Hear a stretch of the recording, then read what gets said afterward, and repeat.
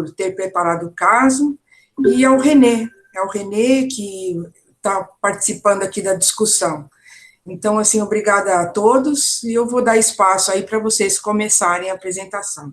Obrigada. Obrigado, chefe. Posso começar? Vamos lá? Boa noite, pessoal. Para quem não me conhece, meu nome é Raimundo, sou R2 de Clínica Médica aí no serviço. Vamos comentar um caso clínico de um paciente que passou pelo nosso pronto-socorro, e Renê, em seguida, vai fazer umas considerações e entrar na aula propriamente dita. Eu dividi aqui, basicamente, o caso em duas partes, porque esse paciente ele passou 2 vezes pelo pronto-socorro. Pois bem, é um paciente do sexo masculino, de 74 anos, natural e residente de São Paulo, que de antecedente pessoal, ele tem um transtorno de ansiedade generalizada e um hipertireoidismo. Esse transtorno de ansiedade generalizada foi diagnosticado há cerca de 2 anos. De medicamentos de uso contínuo, ele faz uso de paroxetina, clorazepam, mirtazapina e tapazol. E também é um paciente que é ex-tabagista, que se encontra abstêmio há 50 anos. Como eu já tinha falado, dividindo aqui as passagens no pronto-socorro, ele foi uma primeira vez trazido por familiares por um quadro de astenia, hiporexia e um quadro de diarreia, de 3 a 4 vezes por dia, sem presença de sangue ou muco. E há uma semana, os familiares ainda relatavam uma redução de ingesta hídrica e uma diminuição de débito urinário. Não tinha mais nenhuma queixa, sem disúria, negavam febre, negavam alterações miccionais. E ele também trazia consigo uns exames feitos externamente há 2 dias. O paciente foi triado como ficha verde, atendido na porta e encaminhado para a sala de decisão médica. No primeiro exame físico desse paciente, ele tinha uma frequência cardíaca de 117, uma frequência respiratória de 24, uma PA de 110/50 e estava desidratado 2 cruzes em 4, sem outras alterações.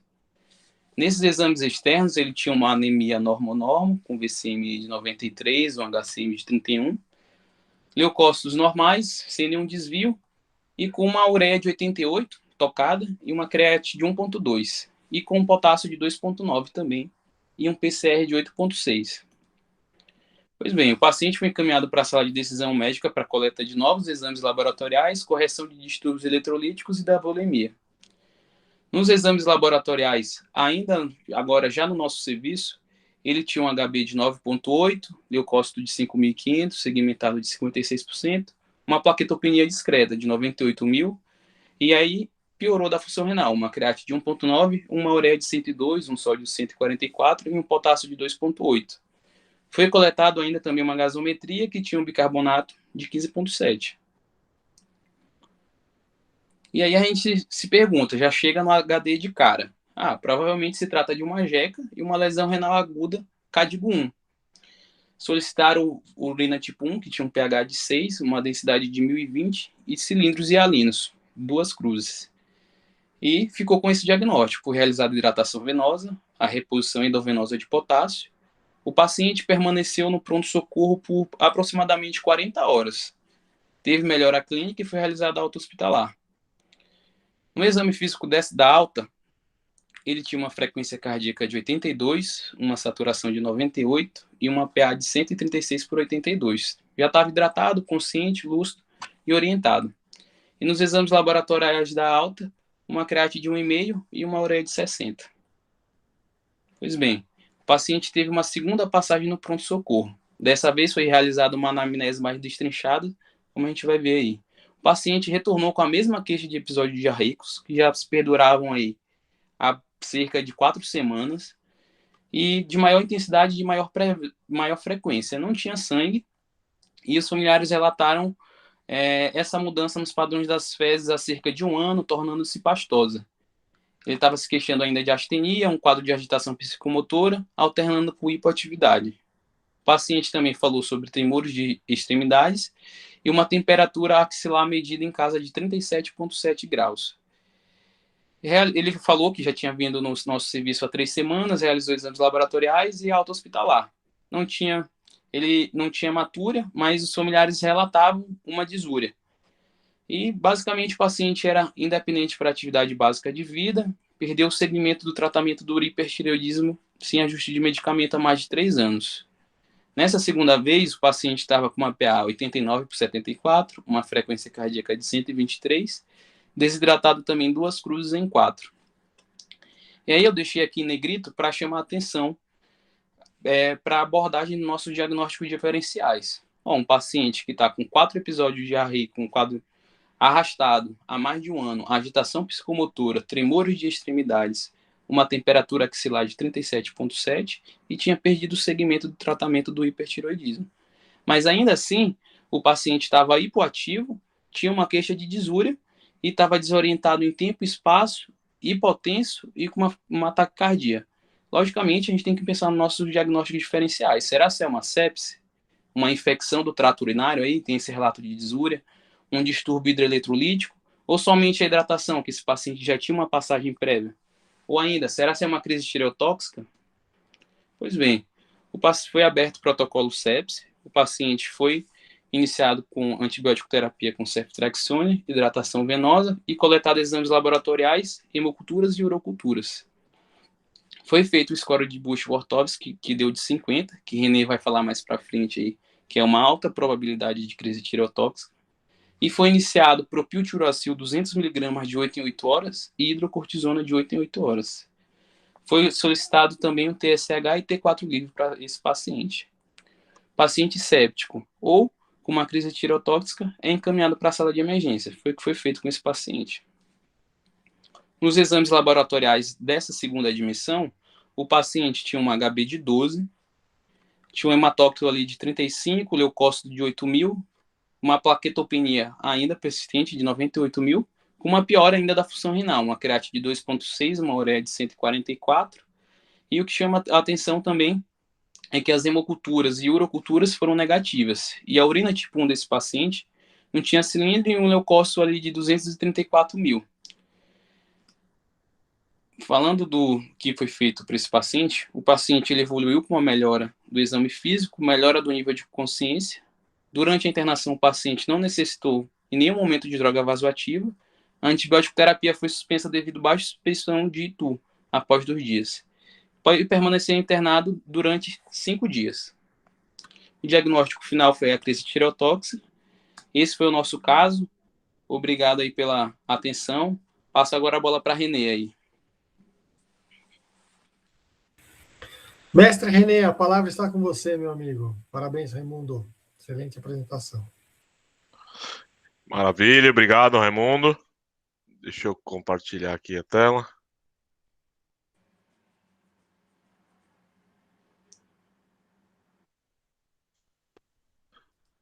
Todo mundo tá vendo? Todo mundo me escuta? Beleza. Perfeito. Bom, o caso que o Raimundo apresentou é um caso que achei que nunca ia ter visto, honestamente, na minha vida, mas a gente chegou ao diagnóstico de uma crise tireotóxica para esse paciente. Eu acho importante a gente estudar, aprender e entender, porque muitas vezes confunde mesmo, como foi no quadro clínico, e muitas vezes é difícil manejar um paciente com uma crise tireotóxica, né? Para começar, eu coloquei umas definições que, por vezes, podem causar algum tipo de confusão. Primeiro, a gente tem que entender que hipertireoidismo, deixa eu colocar aquela... Hipertireoidismo é um estado em que ocorre o aumento da síntese de hormônios tireoidianos. Então, por vezes, o paciente ele pode ter uma doença que aumenta a produção de hormônios tireoidianos, mas ele está compensado, ele não tem sintomas de tireotoxicose. Tireotoxicose é definida como manifestações clínicas do excesso do hormônio tireoidiano. Então, o paciente pode ter aquela taquicardia, aquela sudorese, mas não está descompensado. Inclusive, existe uma entidade que chama tireotoxicose compensada. Agora, a crise tireotóxica, ou em inglês eles usam muito, né, o termo tempestade tireotóxica, é definida como uma exacerbação súbita das manifestações clínicas da tireotoxicose. Então, causa uma descompensação multissistêmica com disfunção orgânica e é uma apresentação grave e ameaçadora à vida. que inclusive no passado chegava a ter altos níveis de mortalidade, altas taxas de mortalidade, assim, cerca de 60% em alguns estudos mais antigos. Será que a gente vai ver outras crises tireotóxicas por aí? Muito provavelmente não. Esse estudo japonês aqui de 2012, ele mostra uma incidência de 0,2 casos por 1.000 habitantes, ou seja, 2 casos para 1 milhão de habitantes, assim, é uma incidência muito baixa. Eu achei esse estudo mais recente, de 2014, na Universidade do Sul da Califórnia. Eles avaliaram durante 6 anos 170 mil internações. Eles acharam apenas 234 com pacientes com TSH menor que 0,01. E aí, desses 234, no estudo foram apenas incluídos 150 pacientes, e desses 150, 25 com crise tireotóxica apenas. Então, essa é uma incidência bem baixa.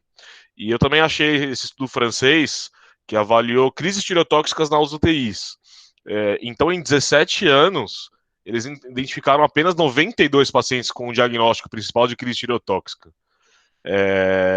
Através desse estudo, eles fizeram uma incidência estimada aí de 6,3 casos por 100 mil habitantes, sendo que 76 pacientes, ou 83% deles, receberam alta da UTI. Então, de fato, costuma ser uma doença bastante grave. Um pouco da fisiopatologia, por que ela ocorre, né? Não vou explicar essa questão de produção de TSH, de pituitária, mas o que a gente tem que entender é que são produzidos na tireoide tanto T3 quanto T4, e liberados para a circulação sistêmica, cerca de 93% dos hormônios são T4 e apenas 7% são T3. Eles são carregados por proteínas, no caso aqui a globulina, carregadora dos hormônios tireoidianos, e o T3, que é a forma com mais atividade, como ele é pouco liberado na corrente sanguínea, então existe uma conversão periférica nos próprios tecidos de T4 para T3. E é importante entender isso porque são nessas 3 bases que o nosso tratamento vai atuar. Eu vou falar mais para frente na sessão de tratamento. Tentar reduzir a produção dos hormônios tireoidianos, tentar inibir a liberação dos hormônios da glândula e reduzir a conversão periférica do hormônio. Os mecanismos específicos ainda em que se ocorre a crise tireotóxica são desconhecidos ainda, mas sempre existe um evento desencadeante. Às vezes a gente não acha, mas existe algum evento que propicia esse desequilíbrio, essa descompensação, e nela ocorre uma rápida elevação dos níveis séricos do hormônio tireoidiano, e obviamente vai ter um aumento da concentração sérica. Existe também associado uma hiperatividade do sistema nervoso simpático e uma hiperresponsividade dos receptores dos hormônios tireoidianos e dos receptores adrenérgicos. O que é importante ressaltar dentro de toda a fisiopatologia é que a gente não tem um nível sérico alvo para se dizer que o paciente está em crise tireotóxica ou não está. Basta ele ter uma concentração aumentada desses hormônios. Então, muitas vezes a gente vai ficar em dúvida se o paciente está uma crise tireotóxica ou não está. A gente fala, pede o exame para ver como é que está, e vem um T3 estouradaço. Isso não significa que é uma crise tireotóxica. Depois, se vocês quiserem, eu compartilho. Tem um dos criadores lá do critério, do Burch-Wartofsky, ele dá uma entrevista falando que não tem essa correlação entre o nível de hormônio tireoidiano sérico e a existência ou não da crise. É puramente um critério que são critérios clínicos, como eu vou mostrar na sequência aqui para vocês. Entre os eventos desencadeantes, o principal de longe, assim, são infecções de quaisquer tipos, mas também existem diversos relatos de insuficiência cardíaca, cetoacidose diabética, tromboembolismo pulmonar e outros eventos tromboembólicos, isquemia mesentérica, propiciando a crise tireotóxica. Alguns casos de crise convulsiva que propiciaram. No passado, era muito comum trauma, cirurgias, o próprio trabalho de parto. No passado, tinha muita descrição de trauma cervical, enforcamento. propiciando, desencadeando a crise tireotóxica, né? Por vezes, tratamento também com radioiodo e, inclusive, existe alguns relatos aí de contraste iodado desencadeando crise tireotóxica posteriormente, não numa fase imediatamente após o uso, necessariamente. Um medicamento que a gente usa muito no pronto-socorro, a mildarona, como o próprio nome diz, né? Iodo, ela contém iodo na fórmula, então também está relacionada ao desencadeamento da crise. Uma coisa também é a suspensão abrupta do medicamento antitireoidiano que o paciente usa, ou às vezes se o paciente usa lítio e ele suspende o uso, ele pode ter essa crise tireotóxica. Eu achei um caso de uma extração dentária que desencadeou a crise tireotóxica no paciente, alguns quadros de hipoglicemia, e é descrito também em literatura essa palpação vigorosa da tireoide no exame físico. Isso aí acho um pouco mais difícil de ocorrer, mas está descrito, né? Então, entre os quadros clínicos, eu tentei fazer essa divisão aqui, apesar de que os sintomas são, assim, diversos e inúmeros. A gente pode ter sintomas constitucionais, um dos principais deles é a febre, geralmente uma temperatura acima de 38,5, que o nosso paciente não fez, né, até pelo ser idoso, ele pode ter um quadro um pouco diferentinho. Sudorese, o paciente pode referir fadiga e fraqueza, emagrecimento, sintomas de hipertireoidismo, né?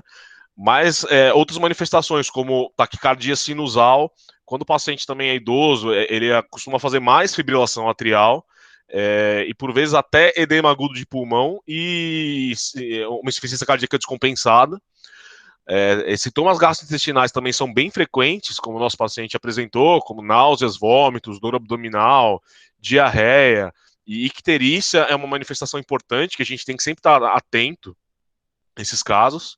E manifestações de sistema nervoso central, como agitação, a labilidade emocional, tremores que o paciente apresentou, delírio e descrito aí também esses quadros de nervosismo. Aqui eu achei esse quadro que mostra a frequência dos sintomas em pacientes que têm a tireotoxicose. Então a gente vê que aqui no começo esse nervosismo e a sudorese aparecem bastante com maior frequência. As palpitações, a fadiga, a perda de peso, queixas cardíacas, dispneia e a fraqueza são os mais comuns. Os demais aqui, diarreia, o bócio, diarreia, anorexia, são menos frequentes. E aqui, como sinais, taquicardia, em quase todos os casos, o bócio a gente vê bastante também, alterações cutâneas e os tremores aí são os principais. Um critério que, e quando que a gente começa a suspeitar? A gente tem que ter a principal suspeita, a gente tem que levar quando o paciente tem um antecedente de hipertireoidismo. Eu acho que, assim, falou nesse antecedente, uma luz tem que acender para a gente começar a pensar que isso pode acontecer. Às vezes não é sempre a primeira hipótese, até por não ser tão frequente na população, mas é uma atenção que a gente tem que ter. Além disso, a gente, obviamente, tem que ter um quadro clínico sugestivo, e se o paciente tiver estigmas de hipertireoidismo, que por vezes ele não relata, ele não sabe que tem, mas tendo bócio, exoftalmia, outros sinais de doença de Graves, a gente tem que ficar alerta. Muitas vezes o paciente pode ter uma febre desproporcional a um quadro de uma infecção simples. Por vezes o paciente pode ter um quadro sugestivo de uma infecção no trato urinário, só que aquela febre alta de 38,5, 39, que não bate muito bem com o que está acontecendo, e uma frequência cardíaca inapropriadamente elevada em relação ao quadro clínico, da mesma forma que eu comentei sobre a febre. Em idosos, o idoso não costuma ter aquele quadro de mega febre que nem o paciente do quadro clínico apresentou. Ele tem uma hipertermia ali, um estado subfebril. Por vezes ele não apresenta agitação. Mais frequentemente ele tem fibrilação atrial.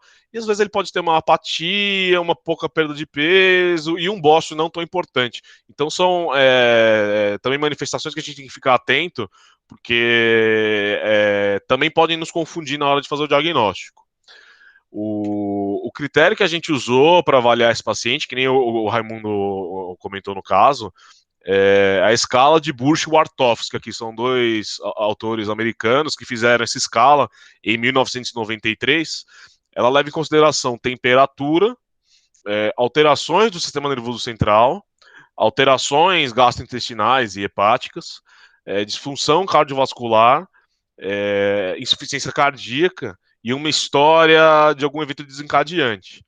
Eu não sei se está dando para ver aqui, está cortando, mas você atribui uma pontuação a cada um dessas divisões da escala.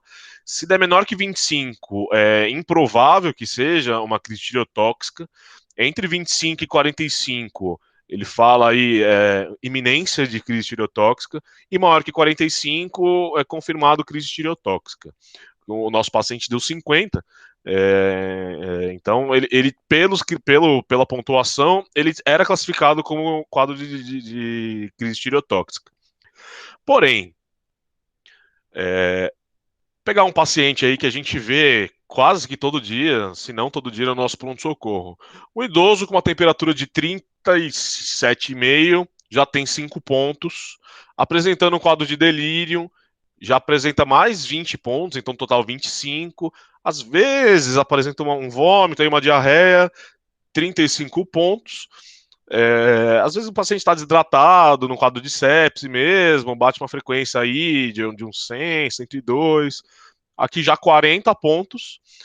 Então, essa escala diagnóstica, ela às vezes também pode atrapalhar. Por isso que a gente tem que principalmente levar em consideração se já tem um antecedente de hipertireoidismo para começar a pensar. Foi nesse contexto que a associação japonesa de tireoide, eles tentaram fazer um outro critério clínico diferente do Burch-Wartofsky. Nesse mesmo estudo de 2012 que eu achei, eles tentaram fazer uma nova classificação. Como pré-requisito, você teria que ter um T3 livre ou um T4 livre aumentados. E aí eles utilizaram a classificação como TS1, que seria um caso confirmado, e TS2 como um caso suspeito. No caso confirmado, além do T3 ou T4 livre aumentados, você teria que ter uma manifestação de sistema nervoso central, mais uma manifestação sistêmica, entre essas aqui abaixo. Febre maior que 38, taquicardia maior que 130, batimentos por minuto, e manifestações hepáticas ou gastrointestinais. Uma outra forma de ter um caso confirmado seriam 3 manifestações sistêmicas, ou seja, essas 3, sem alteração do sistema nervoso central. E como caso suspeito, eles consideraram que não tem manifestação de nervoso central com 2 dessas manifestações sistêmicas, ou o quadro clínico preencheria uma dessas do TS1, dos casos confirmados, mas você ainda não tem a dosagem do hormônio tireoidiano para dizer que tem esse pré-requisito de antecedente de hipertireoidismo. Achei um estudo diferente. O critério clínico de Burch-Wartofsky, ele leva muito em consideração a questão de quantitativo, né, a pontuação, que você tem que atingir um ponto. Aqui eles usam um critério mais qualitativo, só que infelizmente, por existir uma baixa incidência da doença, eles não conseguiram fazer um estudo para avaliar a acurácia desse critério, para avaliar acessibilidade, especificidade. Eles só propuseram posteriormente, alguns estudos acabaram utilizando, mas não é um critério ainda validado 100% na comunidade científica. Então, para o diagnóstico, basicamente, quadro clínico sugestivo e elevação de T3 e T4 livre. A gente é imprescindível ter essa dosagem dos hormônios tireoidianos. Claro que tendo antecedente, a gente tem que ficar de olho, a gente tem que sempre deixar na manga esse diagnóstico, né? Muitas vezes eles vão ter um TSH baixo, mas não é obrigatório. E só as dosagens dos hormônios tireoidianos, eles não são suficientes para confirmar o diagnóstico. Isso eu ressalto porque é importante, a gente acaba se baseando muito em resultado laboratorial, e nesse caso é muito mais o critério clínico que importa. Marcadores de lesão hepática, então a ST-ALT, muitas vezes estarão elevados, isso é uma coisa que a gente tem que sempre ter em mente, e como outros exames de diagnóstico complementar, no ultrassom a gente pode identificar uma hipervascularização do hormônio tireoidiano, da tireoide, isso acontece bastante na doença de Graves, e uma massa, um bócio palpável. Basicamente os achados que a gente vai ter em exames complementares, eu fiz esse quadro para tentar ser mais didático, um T3 e um T4 livre aumentados, com TSH abaixo, né?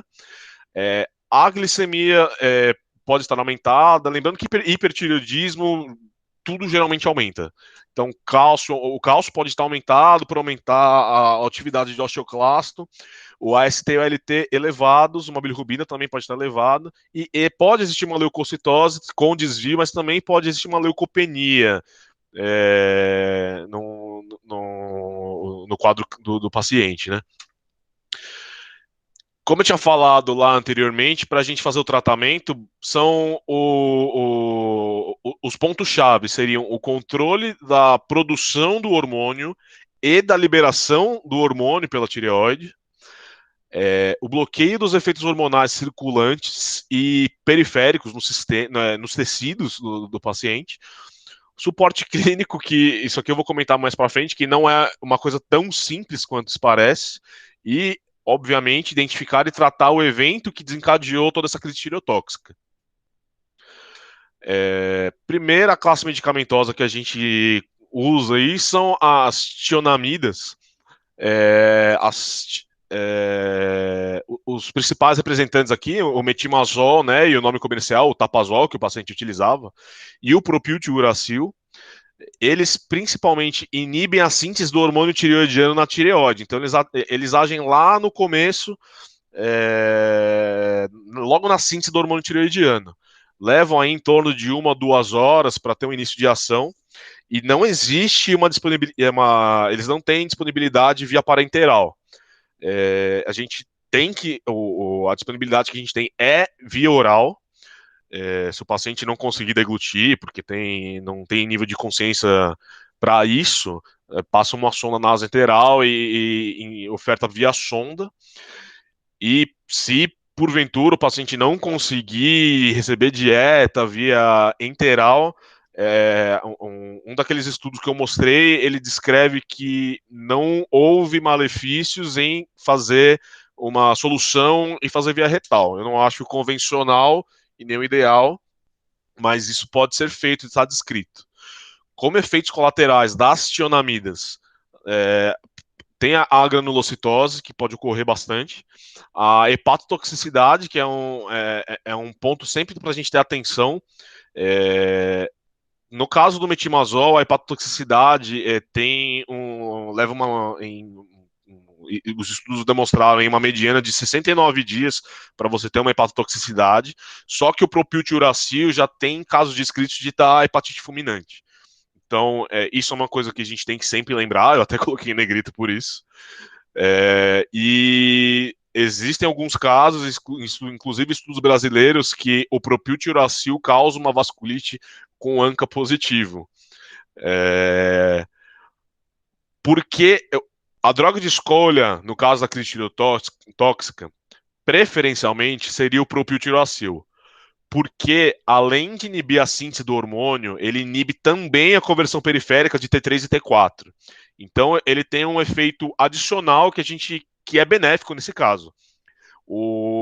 Não tem benefício em relação à inibição do hormônio tireoidiano entre o propiltiuracil e o metimazol, mas na crise a gente prefere o PTU justamente por inibir a conversão periférica. A gente faz uma dose de ataque de 600 a 1000 miligramas aí, com uma dose de manutenção de 200 a 300 miligramas, podendo ser de 4 em 4 ou de 6 em 6 horas, não excedendo 1.500 miligramas dia.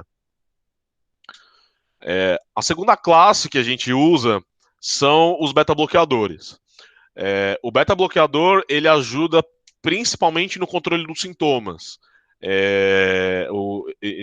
inibindo os efeitos catecolaminérgicos aí de todo o nível sérico do hormônio tireoidiano. Então, nos casos de que tem sudorese, tem uma taquicardia importante, eventualmente uma arritmia, tremor, o beta-bloqueador cai bem aqui.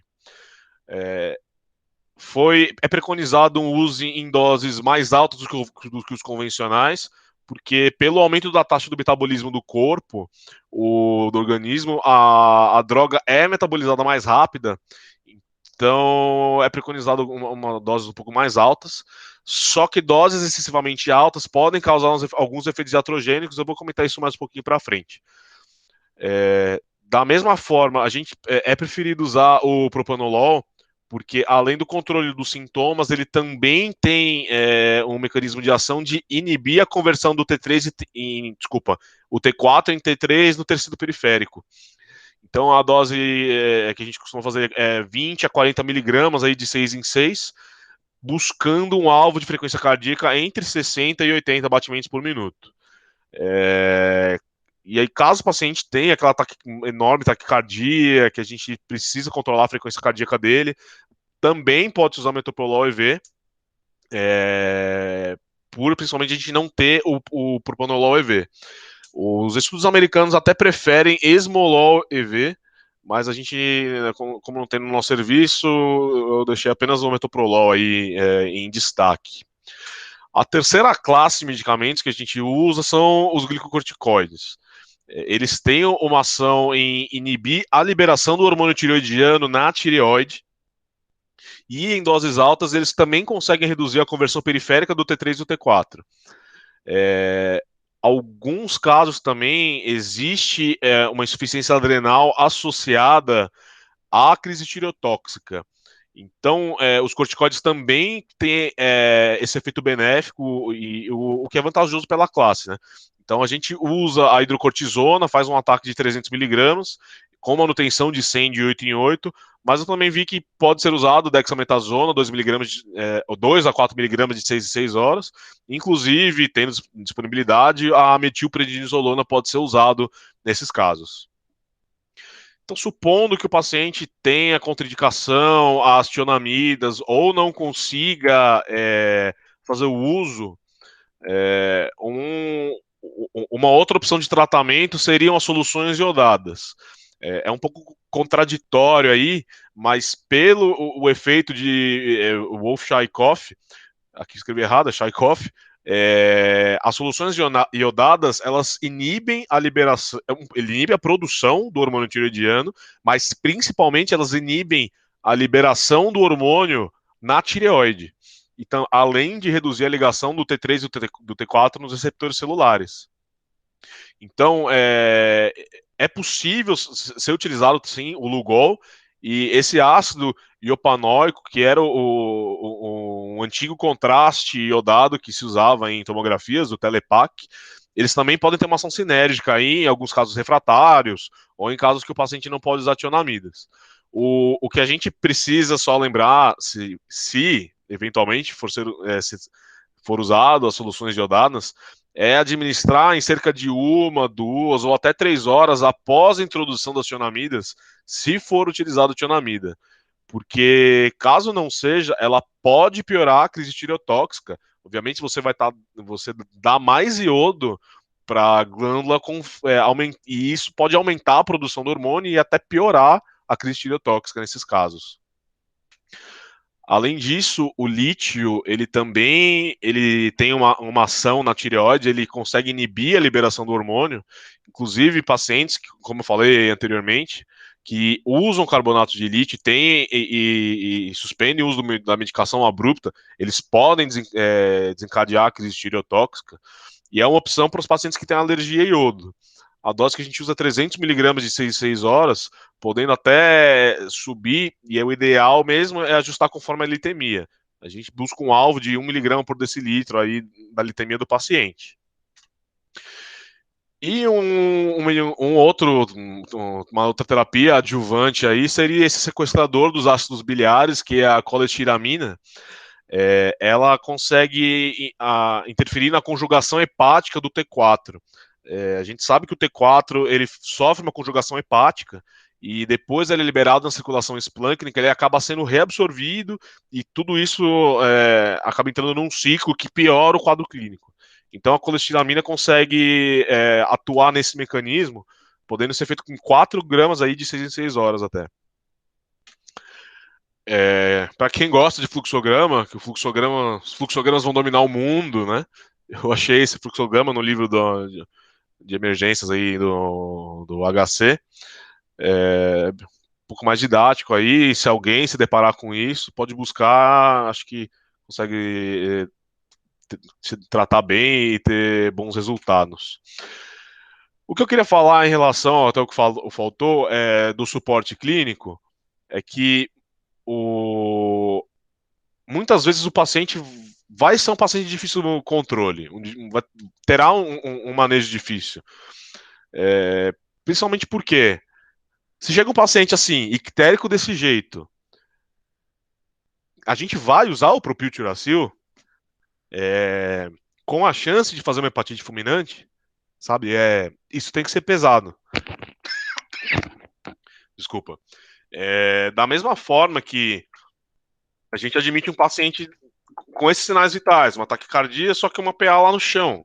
A gente vai usar o propanolol para conseguir reduzir a conversão periférica do T4 em T3. Então, muitas vezes, o paciente vai chegar em insuficiência cardíaca, a incidência de insuficiência cardíaca nesses pacientes é bastante alta. Por vezes o propanolol ou os beta-bloqueadores não vão... eles podem tratar a crise tireotóxica, mas eles vão afundar o quadro clínico do paciente. Então, suporte clínico nessa hora vai ser o principal que a gente vai fazer para salvar a vida desse paciente. Aos poucos, vamos manejando a crise, tudo, com terapias que a gente for conseguir, mas não pura e cegamente a gente vai fazer o tratamento esquecendo e negligenciando os outros sistemas do paciente. Além disso, a gente tem que fazer um controle adequado da temperatura. A gente sabe que hipotermia pode ser deletéria nos quadros, né, em quaisquer quadros clínicos que a gente se depare. Devido ao quadro de sudorese, aumento da taxa de metabolismo, os pacientes também estarão hipovolêmicos, então a gente tem que objetivar uma euvolemia. Inclusive, a taquicardia deles pode ser compensatória a essa hipovolemia. Lembrar sempre das medidas de insuficiência cardíaca. Aí, quem não viu, vejam a aula do Pedro, que apresentou aí há algumas semanas atrás. Estabilização hemodinâmica, claro. Controle da frequência cardíaca, se muito deletéria. E a gente precisa avaliar sinais de insuficiência adrenal. Entre os tratamentos que eu apresentei, o que talvez tenha menos efeitos colaterais seria o corticoide. Então, ajuda bastante o quadro clínico, ajuda no quadro de insuficiência cardíaca, então a gente tem que, idealmente, utilizar. E, de novo, ressaltar, identificar e tratar o evento desencadeante. Se você não trata o evento desencadeante, o paciente não sai da crise tireotóxica. Bom, era esses tópicos que eu queria falar para vocês. Agradeço a atenção de todos aí. Estou aberto a perguntas. Maravilha, mestre Renê. Obrigado aí pela propaganda da minha aula, hein? Depois eu vou te dar 10% aí, mas vou passar a palavra aí para a doutora Sandra. Doutora Sandra, a palavra está com a senhora.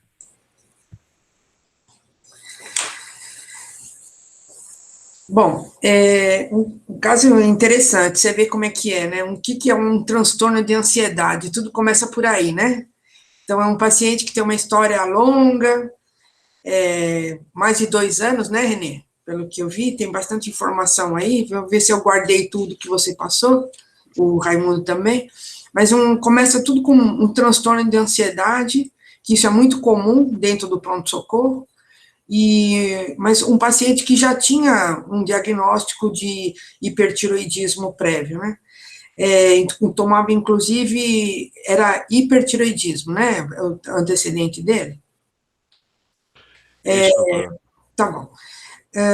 O quadro clínico já chamava atenção na primeira chegada do paciente, o quadro de astenia, diarreia, tinha esse quadro de ansiedade, ele chegou bastante desidratado, taquicárdico, apesar de normotenso, mas estava taquipneico, e assim, uma função renal, como diz o Raimundo, tocada, né, de 1,2, e esse potássio dele baixo de 2,8, provavelmente era por conta da diarreia mesmo. Ele devia estar expoliando grande quantidade de potássio via intestinal, e por isso desse potássio baixo.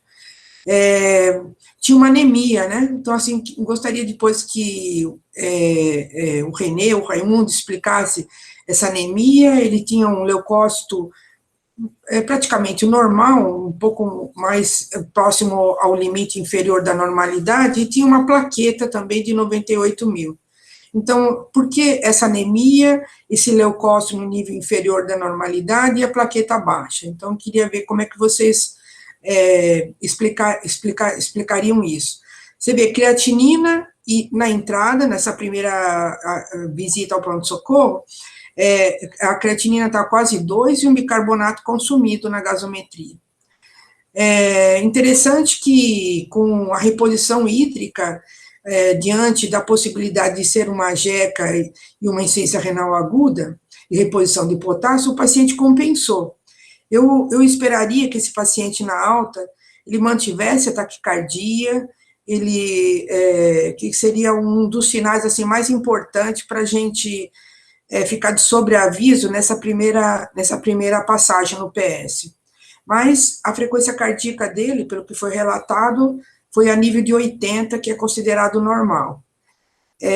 Será que era só por conta da jeca mesmo e a desidratação? Ou esse paciente já tinha alguma manifestação de uma crise tireotóxica em andamento? Na segunda visita, quer dizer, esse paciente, ele sai com uma orientação, eu acho que de manutenção dos medicamentos que ele vinha tomando. E na segunda visita, a diarreia piora, a astenia piora, né, ele ficou mais hipoativo, e aí vocês descrevem tremores, aparece uma febre, mantém uma taquicardia, e o que chama bem atenção é aí uma disúria, vocês pensaram em infecção urinária, como um fator desencadeante para o quadro clínico desse doente. Estava desidratado, eu achei interessante pensar em sepse nesse paciente, na admissão, eu acho que é um diagnóstico diferencial que tem que ser avaliado logo de início, né? Desidratado ele estava, então tinha uma proposta de hidratação, e já começou a se pensar se não teria aí, diante de toda essa clínica do paciente, se não tinha uma crise tireotóxica. E realmente mostra os exames, eu não sei quanto tempo levou para chegar esse resultado de TSH-T4 livre, que eu acho que é uma grande contramão no pronto-socorro, é a demora para esse resultado. Assim, antigamente esse resultado saía bem mais rápido, e agora a gente não consegue ver esse resultado antes de 2, 3 dias. Então, é uma coisa que a gente precisa pactuar com o laboratório para melhorar a liberação desses exames. Você vê que no hemograma, eu não me lembro muito bem, mas a plaquetopenia persiste, né? Com investimento na clínica da parte hemodinâmica, esse paciente teve uma melhora clínica já nos primeiros dias, e foi introduzido o PTU em dose correta, hidratado, eu não sei se nesse paciente foi dado beta-bloqueador, mas você vê que claramente ele parece que ele apresenta um quadro aí, não sei, Pedrinho, o que você acha, mas uma insuficiência cardíaca hiperdinâmica, né? Geralmente esses pacientes, pela grande descarga adrenérgica que eles apresentam, e consumo, né, que ele tem de noradrenalina, pelo quadro hiperativo, esses pacientes, eles fazem uma insuficiência cardíaca hiperdinâmica mesmo. me parece, eu não lembro nessa internação, onde o quadro dele foi mais resolutivo, se foi dado beta-bloqueador, me parece que sim. E, então, é isso. Na discussão do René, eu vi que, achei bastante interessante, evento desencadeante que ele apresentou, que eu acho que a cereja do bolo, né? Saber por que o paciente está entrando em crise tireotóxica. Enquanto você não tira o evento desencadeante, não controla esse momento, você não consegue tirar ele da crise. E parece que nesse caso aí, foi uma infecção do trato urinário. Eu não sei quanto que ele tomava de tapazol e se ele estava tomando a medicação adequadamente. Mas eu achei, assim, em 2 dias tiraram o antibiótico, não foi isso? Raimundo, o antibiótico foi tirado em 2 dias? Foi isso mesmo, chefe, em 2 dias. Então, assim, vocês não levaram em consideração que era uma infecção urinária, não, o fator desencadeante. A princípio, ficou mal pensativo como ser de infecção urinária. Depois Uhum, o paciente melhorou do nível de consciência e é, aí ele falou que tinha presença de muco nas fezes também. E aí pensaram mais num quadro abdominal mesmo do que numa infecção do trato urinário. mas ficou sem antibiótico a partir daí. Aí depois suspendeu por um dia e depois retornou. E ele tinha uma urocultura negativa, né? Você falou? Urocultura negativa, isso. Então, assim, eu não consegui achar o fator desencadeante nesse paciente, já que ele teve uma recuperação do quadro com a suspensão de antibiótico. Qual que você achou que era o fator desencadeante, Renê?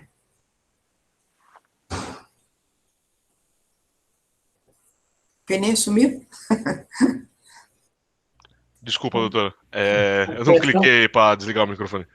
O, no, no começo, quando a gente acompanhou o caso, por conta dessa urina sugestiva de quadro infeccioso, de Itu, eu atribuí a infecção do trato urinário mesmo.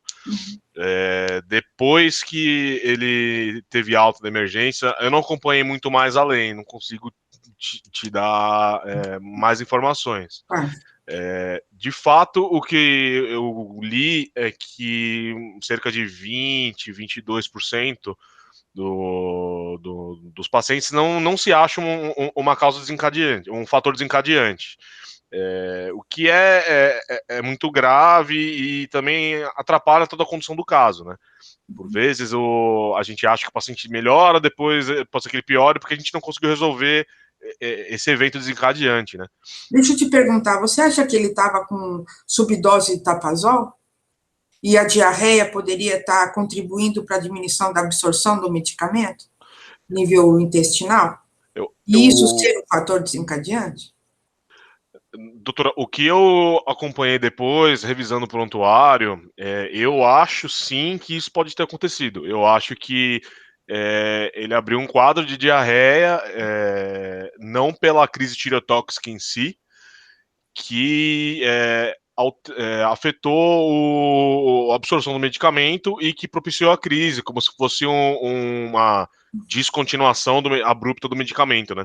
Porque o paciente tinha o diagnóstico de hipertireoidismo assim há anos, décadas, e nunca tinha entrado em crise. Então foi até um pouco surpreendente para a gente ter que foi um pouco desafiador para a gente achar aí o evento desencadeante dele. Mas para mim, na minha interpretação, foi até discutindo posteriormente, foi justamente isso: uma diarreia, o fator desabsortivo que propiciou a crise. Porque, como você bem disse, a diarreia faz parte do quadro clínico do paciente com crise tireotóxica, né? Então, para mim, eu coloquei a diarreia como já um sinal clínico de crise tireotóxica. Agora, assim, dizer que era infecciosa, eu acho que também a gente não colheu copocultura, nada, né? Chefe, chegou até a solicitar as coproculturas, mas não foram coletadas. Certo. Então, esse que é o problema. É, Precisaríamos ver, por exemplo, as hemoculturas, nada, cresceram também? Hemocultura também não cresceu nada. Urocultura negativa, hemocultura negativa e não colheu copocultura, né? Isso. Então achei que deixou a desejar aí. Eu acho que esse paciente, a meu ver, ele devia estar numa subdose do Tapazol. Isso levou à descompensação do quadro clínico. Para mim, eu acho que deve ter sido um fator desencadeante, já que a gente não tem informação da dose correta que ele vinha tomando. Ele piora da primeira para a segunda por conta, eu acho que da diarreia como uma manifestação clínica da crise e que piora a absorção, e ele piora do quadro clínico, e aí o quadro clínico fica bem mais caracterizado, né? Exatamente. Ele fazia, na verdade, uso de Tapazol 5 miligramas e já tinha recebido alta do endócrino já há 3 anos, estava com essa mesma dose Com a de mesma... Tapazol. Uhum. Isso. Tá. Que mais que eu queria falar? Gostei muito de rever a escala é difícil falar isso aqui, né? Mas é Busch-Wartofsky. Então. Eu acho que a gente precisa ter sempre essas escalas guardadas na manga, né? Porque em qualquer momento a gente precisa usá-las mesmo. E essa escala japonesa que você mostrou é interessante também, onde leva em consideração a dosagem do TSH e do T3, T4 e T4 livre, acho que é só T3, T4. Eu acho que é complementar. Eu achei interessante porque é tão raro na literatura, você fala 2 para cada 1 milhão, e a impressão que nós temos é que é mais frequente na nossa porta de pronto-socorro, né, Pedrinho? A gente vê com mais frequência, é um diagnóstico que a gente não apaga da nossa memória, né? Então, a gente já viu alguns casos aí, né? Então, a impressão que a incidência aqui no Brasil deve ser maior. O difícil é você comparar com os dados de literatura internacionais, porque é outra população mesmo, né? Aderência ao tratamento, a procura precoce de recurso médico, a dificuldade que o paciente tem de procurar atendimento na rede, que às vezes impacta numa piora clínica.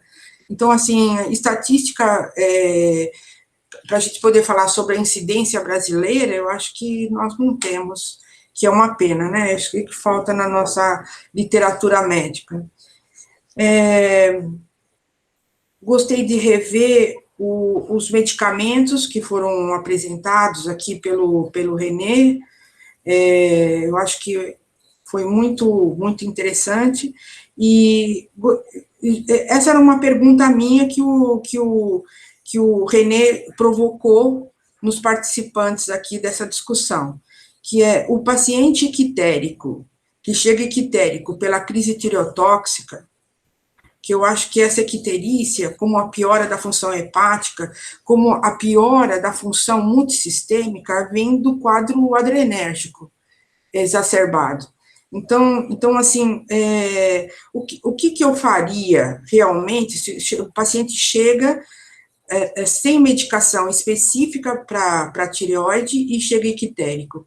Qual é a primeira opção que eu tenho para esse caso, para evitar uma hepatite fulminante? O que você acha, René?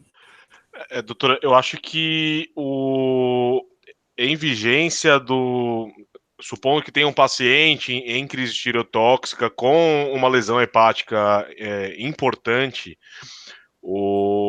minha opinião é não começar, pelo menos não com o propiltiuracil, ou PTU. A gente consegue tentar manejar a crise com outras formas, a hidrocortisona, um beta-bloqueador, que eventualmente consegue melhorar até a sintomatologia, e com mais calma e mais tempo a gente pode introduzir metimazol, que obviamente não é o mais ideal, mas aí em longo prazo ele consegue inibindo a síntese do hormônio. que é o próprio Tapazol, em uma dose maior.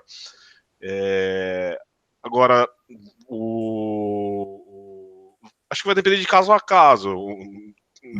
Imagino eu que com algum grau de lesão hepática, mas leve, assim, não um TGO um pouco tocado, um TGP um pouco tocado, eu acho que valeria a pena ainda assim introduzir o propitiracil, o PTU.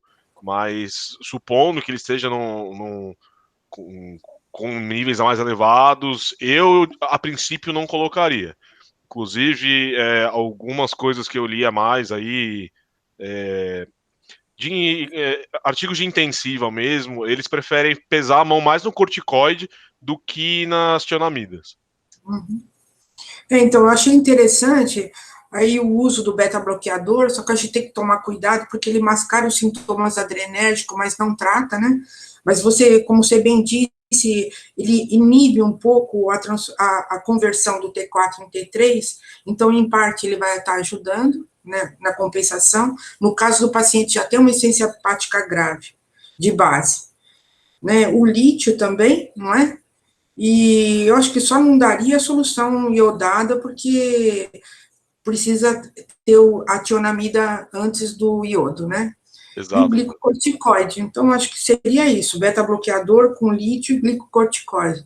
Eu já tive experiência de usar esses 3 componentes em caso de insuficiência hepática grave e, assim, é um pouco mais demorado, mas evoluiu bem. Então, assim, eu gostei de recordar sobre as medicações aí.